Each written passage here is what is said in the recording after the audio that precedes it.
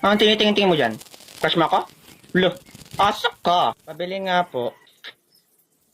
Ano, makikipagtitigan ka na lang? Alam ko namang maganda ako. Ano bibili mo? Tatanga-tanga to? Ang kapal ng mukha nito. May chicken po kayo? Bulag ka ba? May nakikita ka bang chicken dyan? Gamitin mo nga yung mata mo? Ganyanan pala ha. Pabili nga ng burger. Ito ba? Hindi, yung may sabaw. Hindi pala. Mas gusto ko na yung hotdog. Ito? Hindi. Para mas gusto ko yung itlog. Ito barbecue na lang pala. Busit ka, pinagtitripan mo ba ako? Hindi po ha, nabili lang ako. Naangat yung anit ko sa iyo. Pumili ka ng tanga ka. Pili na pala ako, pisong candy. Busit ka, ang dami-dami mong pinili. Candy lang pala ang bibilin mo? Anong pakailan mo sa akin? Candy lang ang gusto ko. Huwag kang ang bobo dyan. Pakailan mo yung to. Ayan, candy mo, pulutin mo. Ang layo ng pagkakatapon. Kaso hindi pa po yun bayad. Paano yan? Ayaw ko na po pala ng candy. Iba na po pala ang bibilin ko. Pulutin mo yun. Busit kang bata ka, sasapakin na talaga kita. Ayaw ko na po palang bumili.